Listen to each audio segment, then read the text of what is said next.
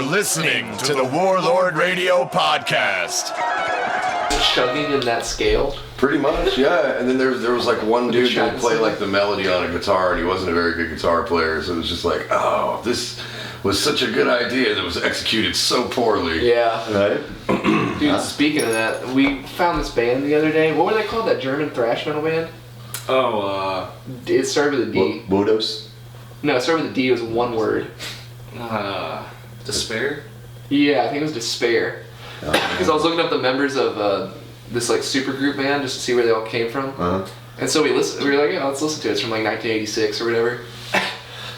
It starts playing us this long, like acoustic, melodic, almost like poppy melodic intro. That's weird.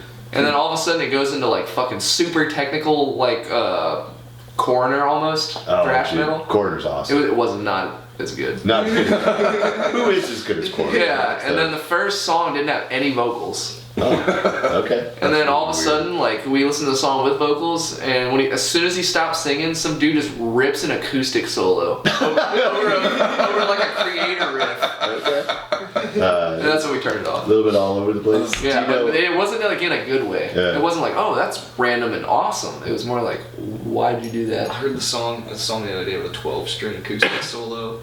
Whoa. I was pumped, honestly. I was like, yeah! You can do that alone. I was like, I can't do that! Dude, I wouldn't want to have to restring that bitch. No. Right? Fuck no. Are you kidding? It's like stringing a harp. I know. Like, there's all Take kinds half of your day, fucking- like fucking tuning it and shit like that. Hey, do you like restringing two guitars at the same time? Yeah. Right?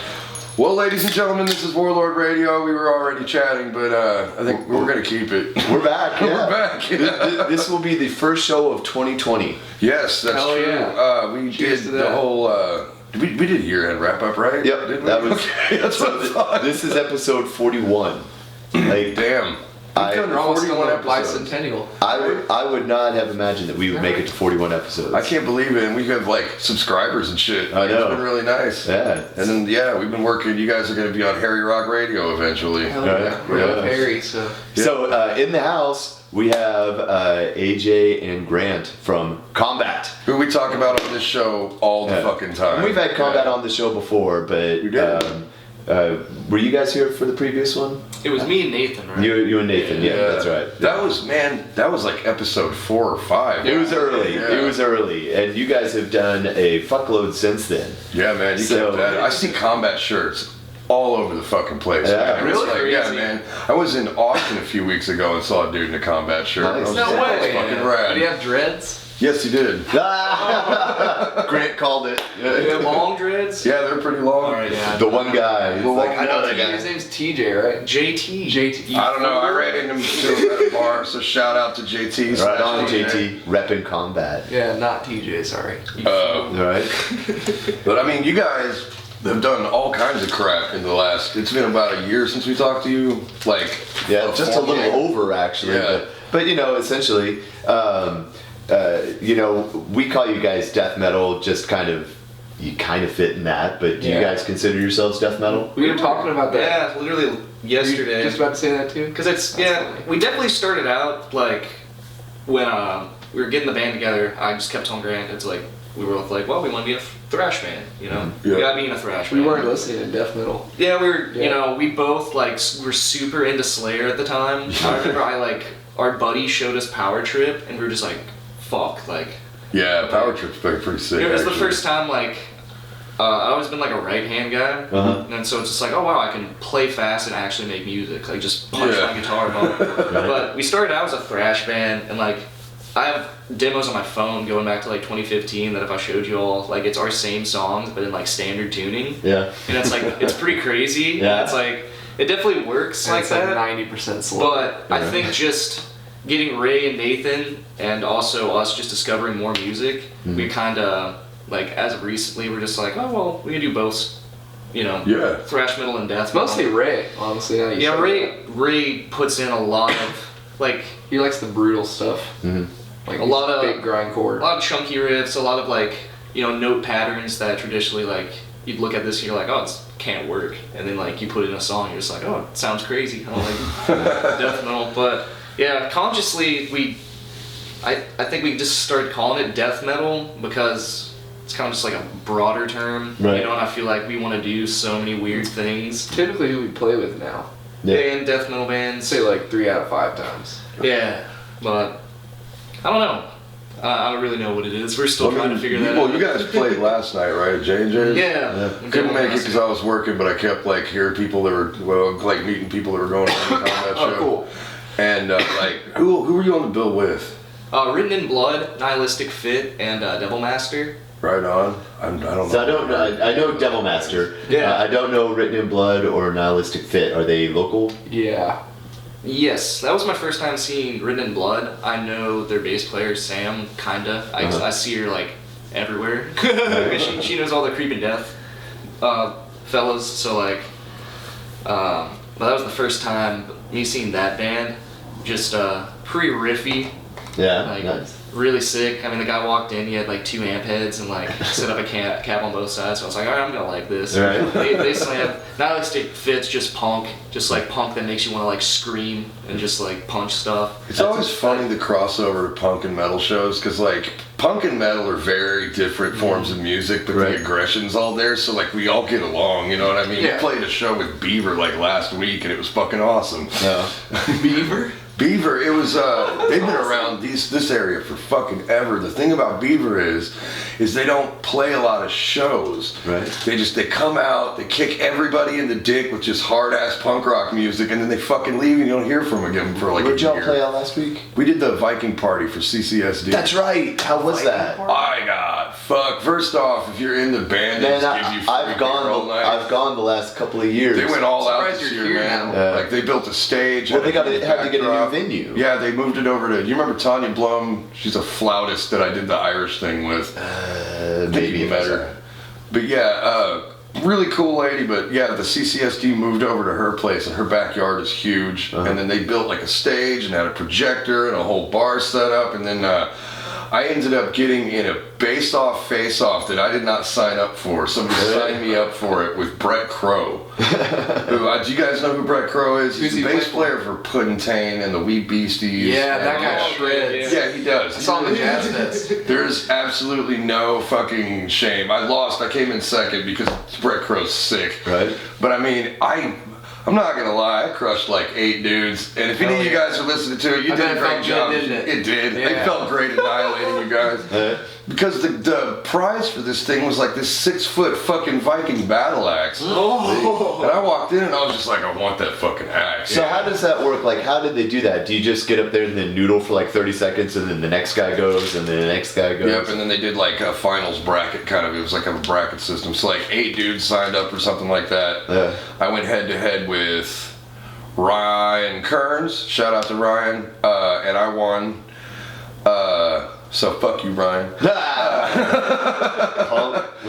And then Evan Fee, the lead singer of Superhero Supervillain, got up there and rapped and played bass at the same time, which was interesting as hell. Right. And then it was, I can't remember who he went up against, and then Brett Crow came in and had to face me twice. Because like the crowd, they were doing So it's like Rocky, crowd, you guys are yeah. going back and forth. You know? Pretty much, it was like the crowd was the one who like judged who won, and they couldn't decide, so we had to do it twice. Right. And then, like I said, Brett Crow was, I mean, we both played a really good like opener, and then like the second one, I kind of just went off the dome.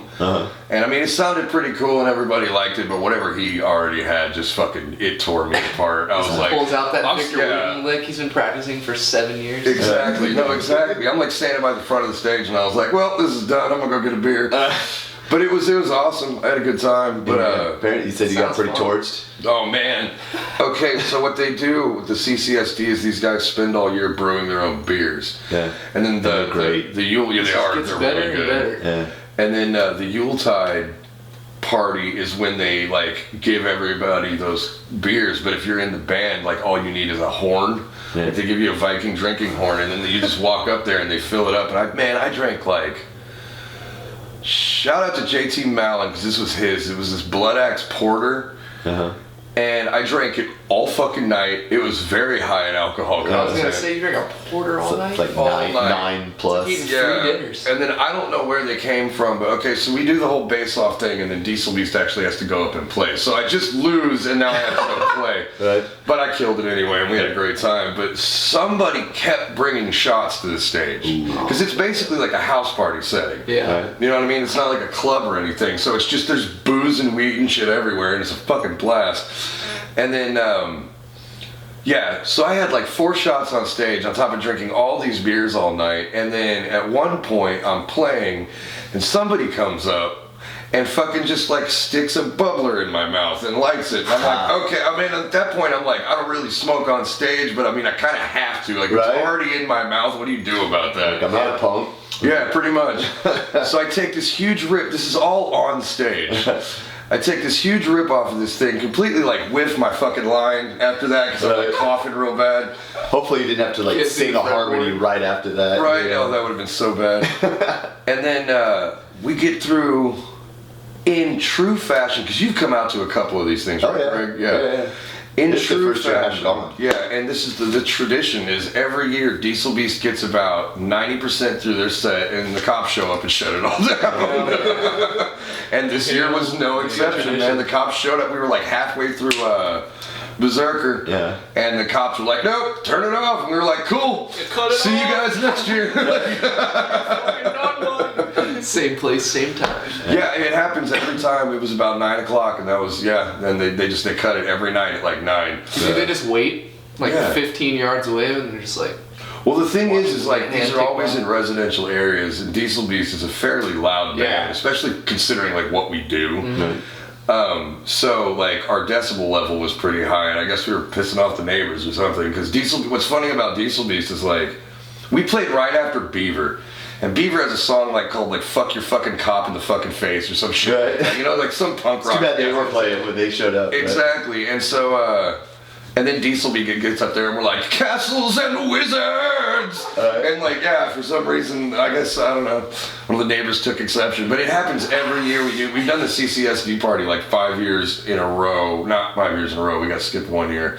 But we've done it like 5 times, and all 5 times we've gotten the plug pulled on us by the cops. Like, we get about 90% through our set, and the cops show up and they're like, "All right, guys, noise ordinances and whatnot." It's Right. like, all right. wow. Yeah.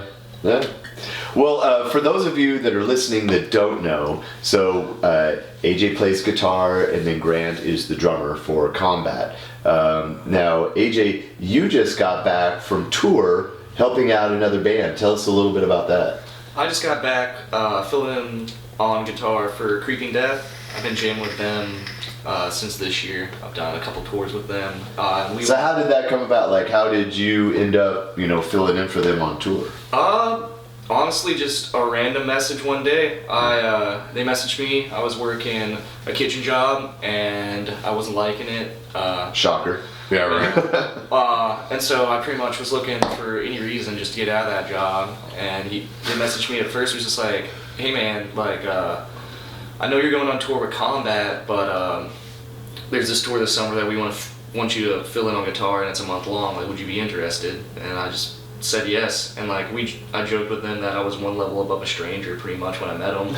It's like I'd seen Creeping Death play and they'd seen Kombat play, but It is always weird when another musician reaches out and like you played together but you don't really know each other. Right, And yeah. they're like, because I've had like we all get them like, "Hey man, can you fill in on this show?" And I'm like, I guess, man. Like, what's your name? It was like that. I'm kind of like an anxious person sometimes, or I like to keep to myself. Definitely like an introverted person. Right. So like, had to get over that. Of course, meeting like a whole new band and just being like, am I doing okay? Jamming. Did you know anybody in the band, like personally, before you started jamming with them? Like, did you know Lincoln or anybody? like Not that? really. We both knew Reese because they used to work at a restaurant in Denton. Okay. But besides that, not really. I just knew all their faces. Like, I was like, oh, those are, Creeping Death fellas. Creeping Death, Yeah. But yeah, they hit me. That's cool, man, because Yeah. those guys are blowing up. Like, they Yeah. got a lot going on. I know they're Doing really signed well. and they got their first album out. Yeah, and that, So- yeah, we went out with Power Trip and Devil Master and High on Fire, and that was probably the craziest month I've had in a while. I bet. Like, where all did you go? It was like a big like lap around the United States. We hit like it started in Austin, then we came back and hit Dallas State, and then just headed out. Played a couple days in Florida. Just went up the East Coast, hit Toronto, and then Montreal. Damn. Came back down, hit Detroit, Toledo. I'm forgetting like a bunch of places. Right. Well, like when you're on the road, like you don't even know what city you're in. Yeah, half the it's time. hilarious. At a certain point, it's like It bleeds together real I'm the bad. same way every time where when I start, I'm like, all right, it's going to take like a week before this becomes like regular. Yeah. Because it's just weird just being in a van. And this time, I was gonna ask that. I was like, we all just like crammed in a Econoline. yeah, we were Ford E350, which funny enough is not really a van. It's just a F-150, like a different, just with a van body on it. Okay. So it's like same engine as an F-150. So it's, and then we had rented a trailer, and it was funny because the trailer had a whole bunch of dirt bike stickers on it. So like, I just kept joking that they probably just thought we were like a BMX team or like something. That's good though, because then hopefully people won't try to jack your shit. 'Cause that happens all the time. We didn't get pulled over, so that's good. Right on. yeah, that's always How long were you guys gone? a gift. That one was, I left December 7th, and I got back, or crap, no, I got back December 8th. I left like November 4th. Oh shit. Yeah. So you said you got back like just 2 days ago, and then you played a show last night. Yeah, with Devil Master. I told him the whole time. I was just like, yeah, just wait. Like, when you get back, you get To to see my other band. Yeah, exactly. Yeah. They liked it, made me happy. I had a little tear. I was nervous. I kept telling like Ray and Nathan and you like before. I was just like, yeah, I talked this up a lot, so like we can't suck. Right. Yeah. Nobody break a string, please. Like Pretty good rule all the time. that's it. It was good. From first show back, I was happy. There's definitely like playing Creeping Death stuff and then going from Combat. I always panic a little bit, like mainly because Grant likes to play really fast. Really Yes. fast. And not tell me about it and just And loud. Yeah, you just have to sit there and you're just waiting for the count off. Like, see, What tempo are we doing this at? everybody. 220 go. It's hilarious. We'll all turn around and all of us are looking like, all right, Grant, what's it gonna be, man? What's it gonna be? I've seen Wait for it's the like, call. every time I see Combat, like it is this auditory assault. Like it's badass. I fucking Thank love you. it. But yeah, like you have to be one of the loudest drummers I've ever met. And I've met some loud ass drummers. Like Joe Shillage from Lament Configuration is loud as fuck too. Yes. But I mean, you are so loud and so fast, and you've been doing. How long have you been playing? You think? We both started at the same time. Oh, no shit. And we were what, 14, right? 15. 15. That sounds about right. You actually, I remember you. When I met you, you said you played drums for a year, so that means you was 14 for you. And you were like on the track team, I assume, or something, because you can just keep blast beats going for fucking ever like that. Actually, I was on the track in front of that. Yeah. He's running with his hands now. No, I'm curious because like you have a pretty unique style of drumming in my opinion. Like you do a lot of the blasting and a lot of the fast shit, but you like where a lot of other people do like cymbal taps and shit. You use a lot of tom work. Like I don't know, like who are some of your influences? Because like I said, you're kind of an amalgamation of thrash and death and like tech death and like there's some other shit thrown in there and then just like local bands that have been around forever. I'm like, I know that drum lick. You might not intend it. I hear a certain similarity to Gar Samuelson. For sure. From Megadeth? Early Megadeth. Yeah. Just that, but like how he is to thrash, like you are to like to death metal. Yeah, It's like exactly. you've got that. Wow, that's a really cool compliment. Yeah, but I mean that's the vibe that I pick up on your playing. Because it's just Which albums did he play relentless on? He played on the first 3. I want to say he I'm did. familiar he with did- Nick Benz's albums. He did not play on Rest in Peace. So he played on Killing Is My Business is number 1. Okay. Peace Cells is number 2. Okay. Which is a classic fucking album. Yeah, I believe he also played on So Far So Good So What. I think you're right. I think I could be wrong, but I think that's it as far as like what he played on. I don't remember because here's the problem with Megadeth. Like I love Megadeth. I've been listening to Megadeth for years. But if your name isn't Dave Ellison or Dave Mustaine, like you were just, in my opinion, you were just a rotating Higher member. ground. You know what I mean? So I didn't know. It does, but the albums were great, so fuck it. But anyway, not to interrupt, but please, like, what do you think? Like, who are some of the big dogs that really, like, sparked you when you were learning? Well, to be honest, I'd say maybe like 20% of my influences are metal. Right. Okay. Like, the only thing that keyed me to this genre, which is the whole reason we like Slayer, is I heard Dave Lombardo and I was like, I've never heard anything like that before. And no one does play like him. So. No, and probably never will, honestly. Yeah. That was kind of how I felt when I heard Steve Harris for the first time. I was like, what is that sound, man? Exactly. Yeah, it's the same thing. Yeah, and I was just like, oh man, I need to check this out. Mm-hmm. Yeah, everything else is mainly, I would say, like either jazz fusion or like 70s, 80s progressive rock. Yeah. Okay. So like Yes and stuff like that. Bill Bruford, Captain Beefheart. 100%. Yeah. Captain Beefheart. Yeah, like Phil Collins, back when he played primarily. Genesis when they had Peter Gabriel. Anybody that wants to crack on either Phil Collins or Peter Gabriel, like go back and listen to their like earlier shit when they were doing like the Genesis, that group. When they were prog rock, when they were prog rock. Duke is fucking insane. Fucking awesome, man. Abacab. Yeah. Man, I listened to that the other day because my dad played Genesis all in the. I always end up listening to the same bands my dad played. Yeah, like, mine too. And I've heard this song before. And yeah, man, there's that one when they go into the chorus of Abacavernor, is just doing the. But it's just so cool. Yeah. Like it's the way it sounds and like those giant concert toms and everything. Yeah, man. Because that's what I was saying. Like you use a lot of toms and especially like. Even in thrash or death, like it's a lot of cymbals and bells and shit when the blast beats are going, but you like not. Most people don't just fucking go nuts on the toms while their feet are going fucking crazy too because they die. Yeah, I assume. I'm not a drummer, but that's always the impression. Well, you got a slightly jazzy like swing to your playing, which is why I think like the Gar Samuelson thing kind of comes up for me. It's the same way because it's like some drummers are like real straightforward, you know, and it's like they'll just stay like on top of the beat, and they might like add in some fills and stuff like that. But you'll add in like off-time signatures and stuff like that, which is non-existent change tempos and stuff like that. I mean, you have corner, but that's its own kind of thrash. That's not like Slayer with Well, I mean, Slayer's just got like those machine gun drums. Yeah, exactly. And so I mean, it's and Lombardo, he had just like a crazy sense of timing where it would be like it's because he's left-handed. It would seem like he was slipping, but he wasn't. Yeah. Because it'd be like taking a roll like a little too far, but he always comes right back in at the right time and all this kind of crazy shit. He's one of those guys that's left-handed but plays on a right-handed kit. Yeah. Because that's what was conventional, I guess. Yeah. So the reason a lot of people, nobody can sound like him is because he leads with his left hand. So I mean, whatever hand you lead with is gonna determine which way you go or whatever. Right. So he's doing lots of like higher stuff before the low, and it just sounds weird. Yeah, I never even thought about that. Now that I'm thinking about it, yeah, totally. That makes perfect sense. It does. Yeah.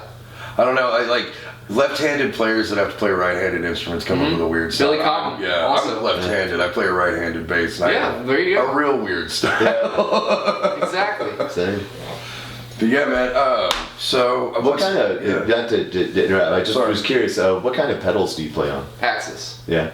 Because for the longest time, I was playing basically the same gear I started with. Mm-hmm. It wasn't until I got serious that I was like, and saw like other people's gear, and I was like, maybe I should probably upgrade and make my life a little easier. Do you keep the tension real tight on your pedals? Yeah, as tight as it'll go. Yeah. But I can't stand when the beaters are like 4 inches off the head. Yeah. That's why I can't do the triggers thing. I was into it for probably a couple months. Probably I bought a trigger and everything, and then I was just like, can't do this. Put on a Slayer record, you're just like, dude. Fuck triggers! Oh my god! Well, that's a big thing I really like about your sound, like Kombat, like together and stuff like that. It's got that organic sound that I'm a big fan of. We were talking. No click tracks. The other day. Yeah, no click tracks. We like. Sometimes it's so fast it's hard enough just to stay in tempo. Right. You kind of want it to sound like it could almost be a train wreck at any moment, but like it's almost stressful to listen to a little bit. Like our sound, like it's cool because Grant's using big toms. You know, he actually tunes his drums, and we're using like not really high gain amps. We're using more of like just old amps, whatever Ray and I can like find on Craigslist on a Ford, and then like cranking it till it blows up, and then like buying another one. So what do y'all tune to? We're in a C sharp standard, Okay. Okay. Damn. Pretty low. and then we'll drop down to B standard for a couple songs on the recording. So like the Obstructionist, Flesh Collector, and the new song that's about to be out on the EP that's about to come out is that's all in B. Okay. So It's even heavier. Is that what you're saying? Like, yeah. No, A we lot used heavier. to do that live. It's a lot weirder. Y'all have seen us play when we brought like 2 guitars. Oh, yeah, for sure. Yeah, we used to do that. Ray and I were talking last night that I want to get back to doing that. I don't know why. Like when we were first writing songs, we were like, yeah, just do a different tuning. Because now it's like, oh great, I have to string 2 guitars and then bring a third one for backup because I know, right? either of these 2 break Go a out, string yeah. for some reason. You each, there's like 8 guitars on the Yep. side of the stage waiting for you guys. You see that every now and then, man. And like, even it's really funny to see, like, in a little club, it's like, why did you bring so many fucking exactly. guitars to this pizza joint? Like, Literally J&J's. yeah, literally, Jay. A pizza joint, and you play in the basement. And And it's awesome. It's fuck Yeah. down there. even in the middle of winter, it's fucking hot Yeah. balls down there. Yeah. I think it just came by accident because you watch all these bands play live on Vakken and all that Yeah. shit, and they're changing guitars constantly. Oh, Right. it was, you know what it was? And then when you figure out why, you're like, oh, maybe I should do that. Nobody tells you not to do Yeah, that. well, nobody tells you they got like a guitar tech and Yeah, exactly. some dude backstage Yeah. making sure that all that shit's set just up. whining strings for your I think we were watching the Morbid Angel at Rock Blast, and then they switched to do where the Sublime live on the 7th string. And you were just like, man, if we play even lower. Yeah. But you were saying you guys were getting ready to do a new EP. Is that correct? It's no, it's actually all done, recorded. Oh, wow. We just paid right now to get it mastered. Uh-huh. So it should be back to us pretty soon, and trying to plan some release shows for it. We want to do one in Dallas and one in Denton. Nice. We're still working on that, so I don't know if that's going to happen. Do you but- have kind of a target in mind of when you want it to come out? I mean, I know there's like a whole bunch of stuff It's involved gonna be with next that. year for sure. but Definitely next year. As Like- soon. You mean like 2021 or just sometime no, in 20? that's- yeah. Oh, I forgot. You ruined the illusion, man. Oh. You told us this was the first show back, and now they know we're recording it before. Damn it. Yeah. New Year sure was crazy, right, fellas? I betcha. Yeah, we're recording this in mid-December, but it will come out. It'll be our first January But episode. yeah, so it should come out in 2020, is what you're saying? Yeah. Nice, man. Are you looking like for a spring release? That'd be a good idea. Yeah. I think for Denton it is, in Since I my don't want to experience. sit on it all the way till summer. Yeah. Also, when school is out in Denton, that fucking town clears out. You know Yeah. what I mean? Yeah. It's better to hit that when the college is back in session, because then you can just like, you just might have some random drunk guy walk in and just be like, fuck yeah, man, Slayer! Or whatever the fuck. It's really great. How many songs are on it? 4 4? Okay. and an outro. Okay. So- Right on, man. Man, see, I got made fun of that because Diesel Beast is about to cut a new EP, and Yeah. we have 4 in an intro, and somebody's like, that's 5 songs. I'm like, no, it's not, man, just trust me. Like, it's different. I don't know how. There's a difference. Yeah. Its own thing. We are mixing 5 tracks, yes. Nice. You guys should do a dual release. That'd be actually pretty badass. That would Diesel be Beast cool. and Combat, we get a lot of people at that show. That would be really cool. Every Keep that in mind. every time we play with you guys, it's like some crazy ass show where there's just a ton of fucking people there. But I'm trying to think, because we haven't played with you guys in a while. But I think the last show we actually did was that Krampus Fest, maybe. Yeah. And that place was fucking nuts to butts the entire Yeah. time. That was cool. I was at Andy's last year, right? Yes, it was. That was before they did the I Hate God show, and I started to secretly hate Combat in my heart. Dude, I still don't know how that happened. I don't either, but that's badass for you guys. Yeah. Like when he messaged us, I was like, really? Nice. It's like we're looking for some gnarly ass band that's I guess. loud as shit around here to come play with I Hate God. It was a good show. Yeah. 3 hours. Yeah, man, you'd have to be. If you left that building, you could not get back in. No. It was like when it was time to go smoke, like between sets, nobody left the building. Yeah. It was crazy. I had to like pull strings just to get in because I fucked up. Yeah. And I didn't buy a ticket in time. I work here in the future. Yeah. Yeah, right? I should have pulled that card. Yeah, it's like, you guys don't know this. Right. But in late 2019, I'm going to be rocking this place. Yep. What was there a particular high point on the tour that you did with Creeping Death? just as far as like show, was there like a standout show where it's like, holy fuck, that's 3 awesome. juggalettes tag team me and it loves treble stuff. Right? Oh no, there Whoop whoop. are a lot of great ones. Probably the last one in Santa Ana. We played this place called the Observatory, and it was real crazy because they had like a tiny little area for the pit, but then the rest of the venue was like rings going out. So it was weird. You could see everybody. It was like a half coliseum like kind of thing. It was kind of cool, but like people were just really digging it, and yeah, that was just sick. I saw a lot of people get like punched in the face, and like, security guards like Jump take over. over. It was hilarious because we knew when Power Trip played like most nights because we'd be like hanging out and then we just see like security start running and we're just like, oh yeah, Power Trip's playing. Kids get fucking crazy though. Man. So let me Hardcore kids coming out. Well, that's what I was going to ask that because and Kombat gets like both sides, right? Kombat gets the metalheads. That's where we and started the before punk- anything else. The hardcore kids. Yeah. But the two scenes are like wildly different, and they don't really like each other because the hardcore kids are all about like the two-stepping and the windmilling arms and stuff like that, and the metal kids are all about circle pitting. Yeah. So. And on the tour that you did, it's kind of a mix of bands again, where you kind of have like some like metal bands and some like hardcore bands.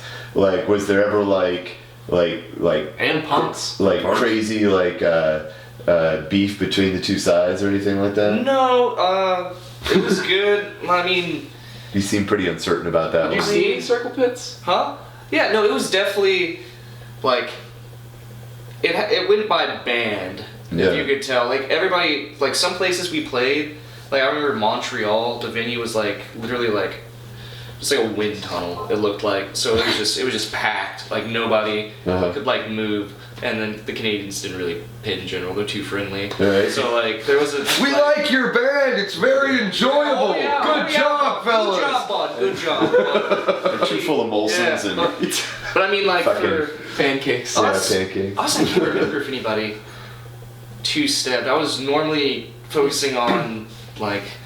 I mean, I know you're busy on stage. I'm just Yeah, I was wondering just- about like I mean- when the other bands are playing. I mean, random I shit you definitely see. saw some crazy stuff in the pit. Like I saw one guy like totally try to like do the power move all the way over and just completely like eat shit and fall. I saw like 6 like actual children at shows on this tour when I'd just be playing. I'd be Right. like, yeah, and I look over and be like, oh, that's That's a small child. I'd be like, literally, that's a child. And Right. sometimes I'd see them, I'd be like, oh, that's a small child near a pit. Like, oh well. That's dangerous. There we go. That's hands Straight down. fist. Yeah. Hey, baby, you should back up a bit. The coolest thing was not this tour. I played like this show, Creeping Death. It was like a 12-day run, but one of the shows on it was a barbecue and metal festival at Atlanta. That sounds fucking rad. Everything about that sentence sounds fun as shit. It was so sick. And while we were playing, they had like a barricade up, and like people didn't like it.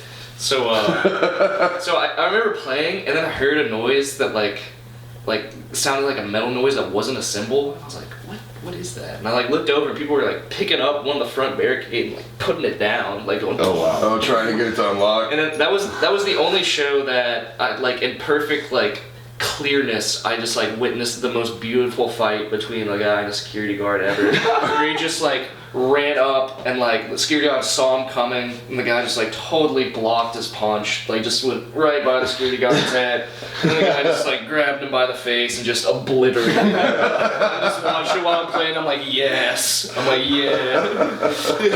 That's awesome. It is always funny to see like a security guard clear somebody that's being an asshole out. It's also equally as funny to see a dickhead security guard get cleared out by a couple of metalheads. I've seen that happen once or yeah. twice. Right. Sometimes it's deserved. There was this dude at House of Blues one time, and I was there to see Flogging Molly of all things. Like I got free tickets to Flogging Molly. I was like, I'm gonna drink Guinness and fucking watch Flogging Molly. Fuck it. And yeah, man, like Flogging Molly starts playing, and the security guards just kind of like, if anybody gets too close to the barricade, he'd like big face them, like stick his hand in their face and push them back and shit. And then this one dude just headbutts this guy right in the fucking chest. Like he goes to big face him, and this guy's just like, fuck that, just wham, right in the chest. That security guard went fucking down. Yeah. I was just like, don't mess with a bunch of fucking guys that fancy themselves soccer hooligans. Yeah. Like, you know what I mean? It was funny. I saw so many people try to stage dive and get like intercepted in between by. Right. One of them, like my favorite's like, I mean, if you go from backstage, like nobody can stop you. But the people that like hop the barricade Right. and then like you can make it. Like if you get on the stage, but you know, just short amount of time. You have to have precise skill to do that. You have to balance and dexterity to be able to jump over there. But You also have to have the right frame to where the crowd actually wants to catch you. Because I've seen a couple of dudes and be like, that was ambitious. Yeah. That's why you ate shit. at that Knock Loose show when Torture Tune played, Yeah. like we were all stage diving for Knocked, and I remember I went off one time, and like same thing. Everyone just kind of like dived and like didn't want to catch me, and I literally grabbed somebody's ankles On the way down. and just like put my feet on like the back of somebody else, and like eventually they just kind of like shook me off. Like, if I'm going down, we're all going down. God damn it.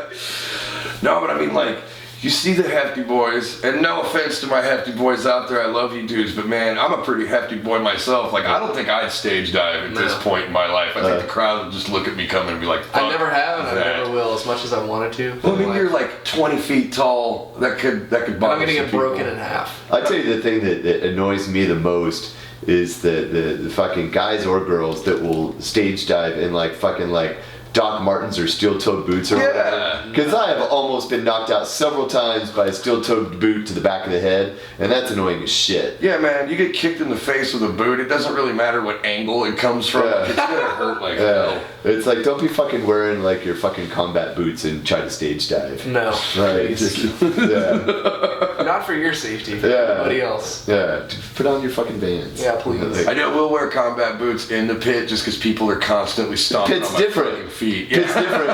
I'm talking about Stage diving. You're Yeah. talking about drop kicking 5 humans. Yeah, That's all right. I'm talking about me watching the stage and getting torpedoed from someone 30 feet behind me because the crowd's doing it and it's like, bam, on the back of my head. The secret for stage diving is like right when you're going up, just look for the biggest dude. Right? That's true. No, because if I was in it, I would catch you. I'd be like, oh shit.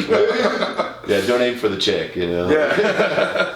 But I watched a guy. I don't even remember what show it was at. This is a hefty boy, and the crowd parted like the fucking Red Sea. And that dude, it was so bad because like he panicked, so he jumps off the stage, and then the crowd's just like no. Yeah. And you can see him in midair. He panics, and for some reason his brain's like turned to the side. Oh. And so he turned to the side and lands like directly on his hip. Oh. And I was just like, you know, Busted. that hurt Yeah. so fucking bad. That hurts just hearing it, dude. Oh, that's Holding back hilarious. tears on the I floor. was just like, that was not your proudest moment, was it, bro? That sucks. See the video of the guy elbow slamming the microwave? Yo, man, superhuman, fuck yeah. This is for all juggalos and juggalos. Dude, shout out to Superhuman. I love that kid. I was that kid. You don't know, man. He shares me his videos. He'll send this. You gotta check this out. Dude, I've seen that guy. The last one he did, he had a copier. Like a fucking office copier. He had it set up on a steel ladder between 2 chairs. And like, you know how usually like he'll do the whole shirt off thing and he'll be like, fuck this shit, and then jump into it, and then he'll lay on the ground and like, I don't know if he's selling or just in agony. Right. But like, he always lays there like, this time he hits this fucking printer and then just lays on the ground, completely motionless. I was like, I think Superhuman just knocked himself the fuck out. Like, that kid, he cracks me the fuck up. Oh man, big shout out. That guy, like, it's like every Monday or something, I'm sitting there like scrolling, I'm looking for the new video. I love that Doing guy. the Lord's work. Yeah, brings a smile to my face. He got a shout out from Twisted, which I guess for a juggalo is a pretty big deal. Right. But he jumped on a bunch of Twisted ornaments, like Christmas ornaments and shit. And like they all broke and they're all sticking in him and shit. Oh my Yeah, dude. God. But I remember there was like a response video from one of the dudes from Twisted, and he was just like, "Bro, that's not what those ornaments are for." Right. That was pretty badass. And that was like the whole video. God. I can't even imagine that. You're like, you know what I'm gonna do today? I'm gonna fucking belly flop on Christmas ornaments. The worst thing I think I've ever seen him do is they had concocted this entire chair made out of fucking. They had like light bulbs taped to it. Yeah. Like it was a fucking like proper deathmatch weapon. Yeah. And it was just a chair shot. I don't even think he was jumping off anything, but he's just like, fuck this shit. You know that dude that's always with him in the luchador mask? Yeah. He just fucking smokes him with this thing, dude. Like baseball tees up, like full strength, just pow! And so it was one of those ones again where he didn't make a sound for a second, but you could see the pain on his face. And then he just starts rolling around on the ground. I'm just like, man, this is amazing. Yeah. That kid that's my favorite YouTube channel, dude. I bet they know him well at the ER. I'm sure. I know I've seen him have some, like, there's got to be broken ribs in there. So Yeah. it's not like he's taking these bumps right. Right. Like a professional wrestler. Well, you can tell it's awkward. It'd be like the early ones where he'd like do kind of like a half flip onto barbed wire or whatever. Yeah. And it'd just be like, and he just like And fuck himself up. fall into it, and then he's like in the middle of it, and he's got to stand up, and it's like, oh, that doesn't look good. No, man. There was another one where he took a spear into a table with barbed wire wrapped all over it. The problem with that was when the table collapsed inward, instead of like letting him roll off, he was just all tangled up in fucking barbed wire. And he's just like, ah!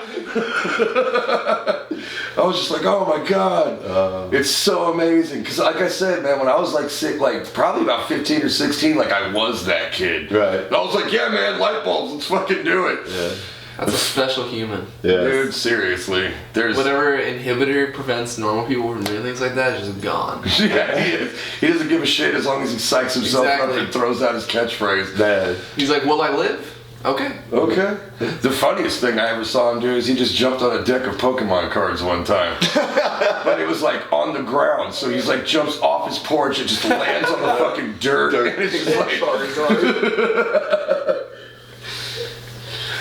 I was like, you're strange, bro, but I'm into it. I like your particular brand of entertainment speaks to somebody like me. Now that you're back from being on the road, kind of what's the plan for you guys? I mean, I know that you're finishing up your EP. It's finished, but you're trying to get it out. Who did it? Was it Irving? Yeah. Yeah. And is he mastering it as well? I believe, yeah. So yeah, for those listening, Irving Lopez, he does a bunch of the bands around here. Yeah. And he comes very highly recommended. Yeah, that And, was the easiest experience. So did you do your first demo? No, we did that in a storage unit with 2 microphones. Nice. There you go. That's proper Norwegian right there. Yeah. True culture. It's pretty shameful to me at this point, but Nah, dude, it is what it basic is, and you takes gotta where leave it's it. at. We were in a storage unit. We had 2 microphones, but Jason's a sound wizard, so we had like 2 $900 microphones that he had brought from his studio. So it actually came out sounding pretty well. Right. But I mean, yeah, storage unit and 2 microphones. Because that first demo because you showed it to me before, I fucking love it. It's so fucking raw, and I love that shit. I love that Very much shit. so. Do you think that there's much of a change in the style of the playing? Because I mean, like I said, when you guys did that first demo, it was pretty young as a band, Yeah. and you've done a lot since then. A lot of playing live and getting out there, Ton of which of experience. course like makes you play even those old songs slightly different. Yeah. You know, because I'm sure you play those old songs, like you look back to the recording, you're like, big I don't time play it different. that way Yeah. anymore. Yeah, 3 out of 4 of my cymbals were broken. Uh, It was just not good. No. Yeah, a change in equipment will change your Yeah. sound as well. Like, Yeah. you know what I mean? That's funny. And then, I Upgrade. mean, you guys, the original lineup was different when you guys recorded that first EP, right? Yeah, Or the yes. first demo. Yeah, that's what I thought. You lost somebody. Bass player. Bass player, that's what it was. He plays guitar. Yeah, I mean, Yeah. he'd come back, yeah. But, who do you have playing bass for you now? Todd. Thompson. Oh, okay, that's who it is. Okay, Yeah. right on. I couldn't remember. I was drawing a complete fucking blank. Yep, he's there. That's great. Bass players in metal, we are often overlooked, I feel, especially if you're doing something like thrash or death. And so, shout out to all bass players in metal. Right. I am one of you. Yes. I'm sad as well. Literally. Saves our low end. Yeah. Save our butts. Eric Rhythm from, section. Eric from Creeping Death called his bass cabinet the No One Cares machine. Nah. No, but I mean, you go back and listen to like a lot of early thrash records, and there's like no bass. Yeah. You No know what I Slayer mean? records Yeah. have any bass. No. Yeah, I mean, fuck, Kill 'Em All. I mean, Metallica notoriously didn't. I mean, you know, like Master of Puppets. Master of Puppets, that's is the one I'm pretty thinking good. about, yeah. Pretty good about it. Like Kill 'Em All has the great bass solo. Ryan Lightning's the best. But as far as like bass in the mix, It's just, not it's really crazy there. to me though that you had Cliff Burton in your band and mixed him out. You know Ride what the I mean? It's Lightning is fucking insane. perfect, Yeah, though. Ride the Lightning is amazing. That's just a good album. Yeah, out man. there. Like even to this day, that's a good album. Oh yeah. That's my favorite Metallica album. Yeah. Mine's probably they did Lulu with Right. Lou Reed. Yeah. That was fucking great. Maybe Burp. That's for only the true Metallica head. I fucking oh my god, that album. Who names an album Load? I know, and then they did it, like let's do it again. Yeah, let's do it again. Hey, call Lou Reed. Those are Remember that album that no one liked? We're gonna make one that sounds exactly like it. those are some dark times. Yeah. were. You know, the one thing that I will say is because, you know, it's relatively easy to shit on a lot of the things Metallica's done because they've done a lot of stupid shit. Yeah. And, you know, it's like when you're like fucking grinding shit out in basement shows and stuff like that, you're like, fuck that, I would never be so stupid. Yeah. And maybe. But the one thing that I would say is that none of us have experience in becoming multi-millionaires. Yeah. And how that Being will like, fuck yeah. with your ambition. Oh, for because sure. literally, what do you do Yeah, you're done. when you have done everything that you can think of doing? Yeah. Selling out soccer arenas, done. Having the #1 album of all time, Playing in done. Antarctica. Playing with having every band on the planet open for you, done. It's like, I'm not saying that I agree with the decisions. Oh my god. Lars Ulrich, Yeah. goddamn television right now. And I'm not saying like Lars is playing with the shit and there's like, you know, like fucking Kurt like just jizzes on his fob pedal He all the really time. does now, yeah. But I gotta say, it's like, I don't buy all of the people that are like, I would never do that. I'm like, dude, if You don't someone know what gave the you fuck you would do $100 in million, that I guarantee you'd get a little laid. What's the Yeah, first thing you do when you win the lottery? You quit your job. Fuck yeah. No. Same I thing. would. It's like, I doubt you're practicing 8 hours a day. I quit my job if I won $28 from the lottery. Right. Like, that's kind of where I'm Fuck at. you, I'm not coming in tonight. Not coming in tonight, I'm a big winner. Yeah. It's my lucky night. One of those headlines shits on boss's desk. Right. But you know what, man? Like, I think if I was a multi-millionaire, the only answer to that question is like a reggae rock album, right? Right. That's what Yeah. you do. It's like, all right, I'm gonna do what Snoop did. White guy dreads. Yeah, exactly. Could you? Oh man, that'd be so offensive. Just go up there and like fake the Jamaican accent. Like, Right. have you seen those guys though that do that? I'm just like, the Oh, balls that on you, exists. bro. I'm like, yo, no, you'll get these white kids from Dallas, and like, and you talk to them. It's like, hey man, I'm Tyler. What's going on? He gets up there, he's like, Miss Fire, and you're like, fuck, that's like just as close to minstrelsy, dude. Like, what the fuck are you doing right now? That's hilarious. It is the Those are funniest shit, and I'm not shitting on local reggae rock much, but like that's a weird thing to do. Please don't do that. It fucking freaks me out. It's weird. He's like, my name is Bronze Tiger. It's like, no, it's not. You just told me it was Tyler. Alright. Stop. I say that though. I mean, we have black metal, and black metal's equally as ridiculous as that. It's like those guys are like, I'm going to talk like a demon, paint my face, and then have a completely unintelligible name that's impossible And to demand spell. respect. And demand respect for that shit. It's kind of awesome though. I love the absurdity of it. That's my favorite part. It's Yeah. like wrestling. Exactly. Especially the ones. gonna make It's people the mad. more seriously those No, guys take it, though, the more absurd it is. Well, yeah. You know what I mean? Like you get the, especially like. Pig heads and There's that crucified fucking that documentary. Before the Gull? light takes us. No, that's hilarious. Oh, the yeah. whole goal moment where it's like. I don't even Every remember what he question, asked him. Satan, He's just like, "What's your water, favorite color?" He just sits there for 10 minutes swirling I his think it was wine. Vice, wasn't it? That did Something that? like that. Maybe. Yeah. But Yeah, it's that's Satan. such bullshit. It was so And then, but I mean, at the end of the Until the Light Takes Us documentary, I think it's the dude from Dimmu Borgir, or however that's pronounced. And he's like doing this whole like performance piece at an art gallery. And he's like cutting up a couch with a fucking butcher's knife, and then he starts slicing himself up, and then that's where the show ends. And I was just like, you didn't have to do any of that. Yeah, well done. Like that was ridiculous, and you have to fucking know it. And he's just like, that was a very intense performance. Right. Fuck you, man. Meanwhile, superhumans over here getting smoked with light bulbs. Yeah.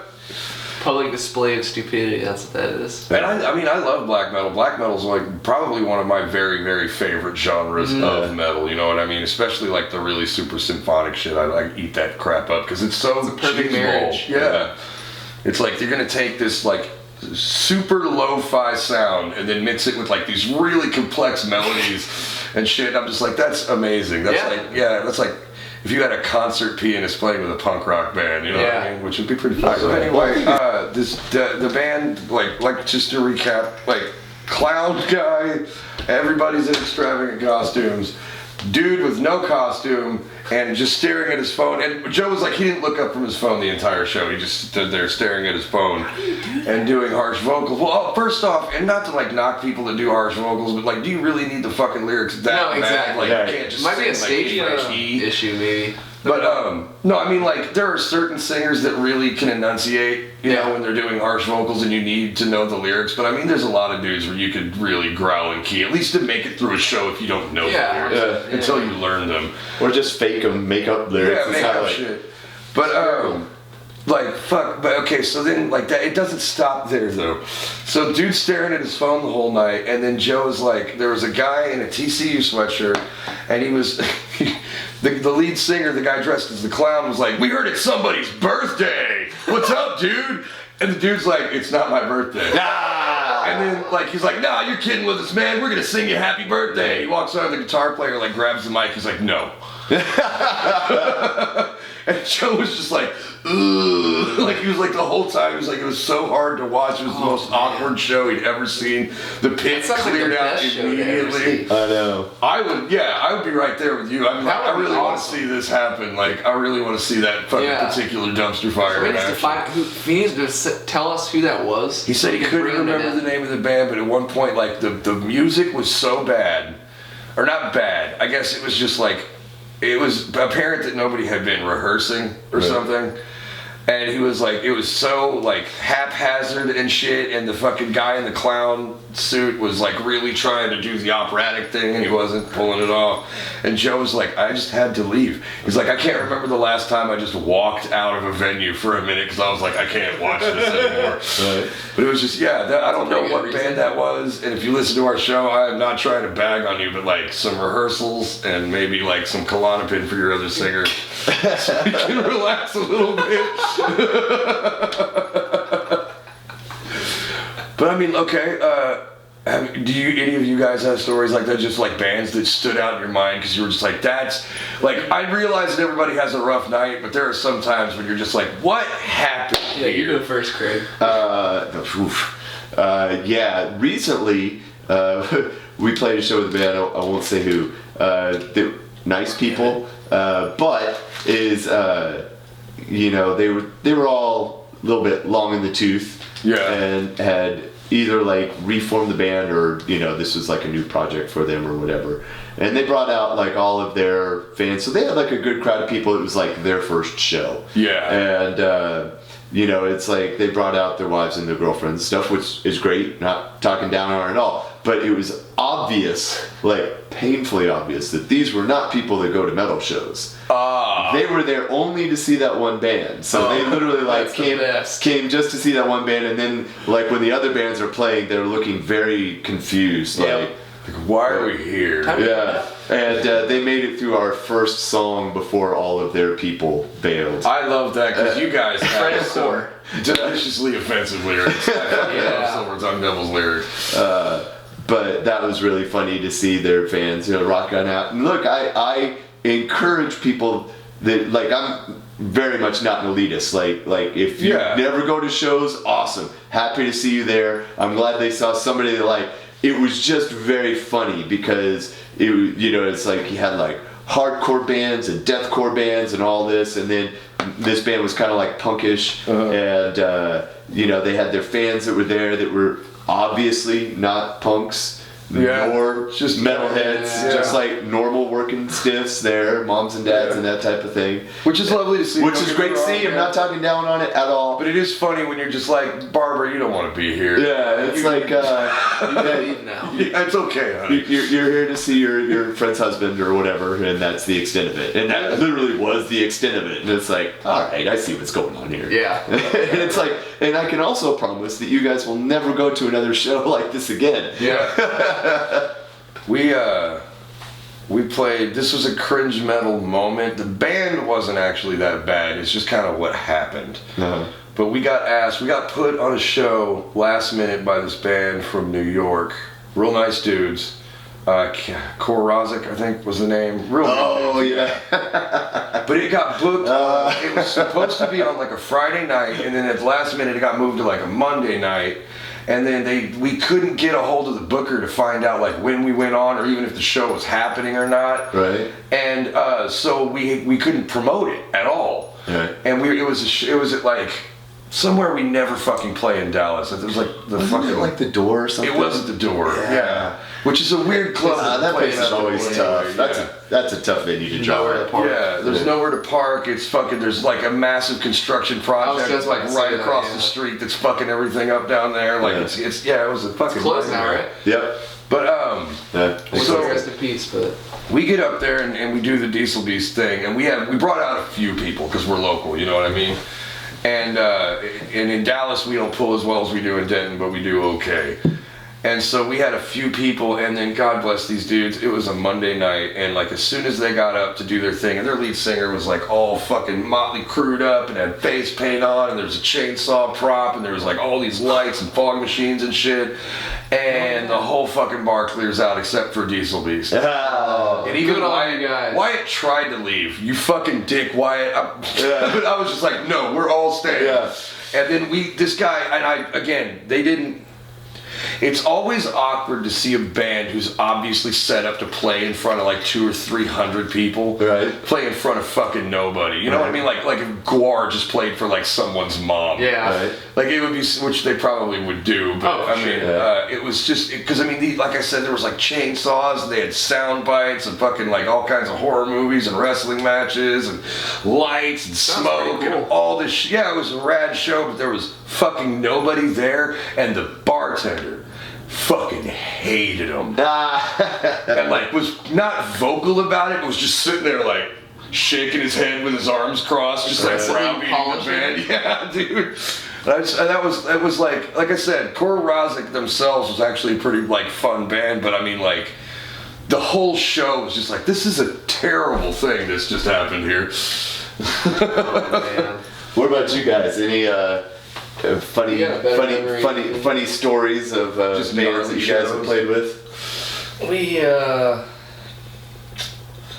played to nobody, like literally nobody. Oh no, we've all been that band too. Yeah, Oh, yeah. I'm saying for We, sure. No shame in that. Not, I never One that cared. came off my top of the head was I remember playing the Dirty 30 with, you all heard of that band Reserving Dirt Naps from Tennessee? Yeah. They're not Yeah. cringy at all. That band's No. sick. I love them. But while they were playing, there's this very, very intoxicated lady and wearing a very, very short dress and like kept kind of dancing in the pit and then like, you know, started to get exposed a little bit and everybody's just kind of like trying to tell her just like, hey, you know, like Like hike your skirt down a little bit. this is a little too small, like might not want to be in the pit.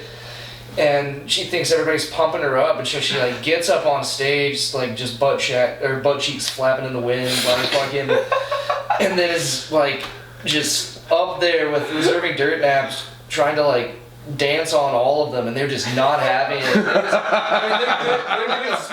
They're good sports. They're laughing like really hard. But I remember, they had to get security to go up there and like get her out. She kept being like, "What did I do? What did I do?" I actually got a really funny story that I forgot about till you mentioned that.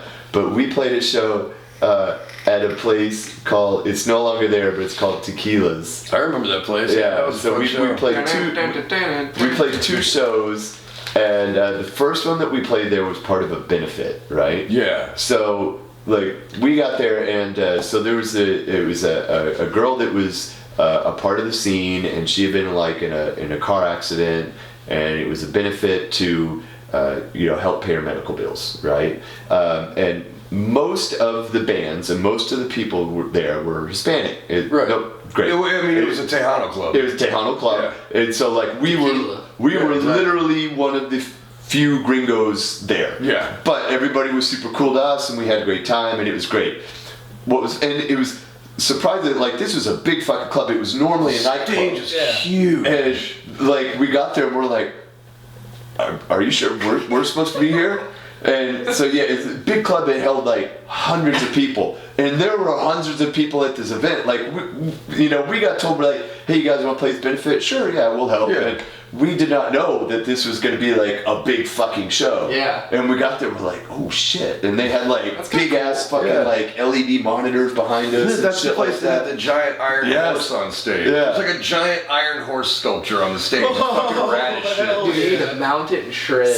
So anyway, so we are playing last, and it's like they have these different, like they've got like cover bands, and they've got like original bands, and they've got us playing last and stuff like that. And then after us, they do this little presentation, for the girl's family that we're that they're giving the door proceeds to and all this kind of stuff, and they were super nice. And then after that, it was really funny because they kicked on Tejano music, and the dance floor filled up, and people are like dancing Tejano like right after our set. But so like at the end of our set, like we're playing, and thankfully like people are into it, and it's like a good show. And they ask us to play an encore. We're like, all right, sweet, so we're playing encore. So while we're playing, a bunch of the girls want to get up on stage and dance, and so a bunch of them do.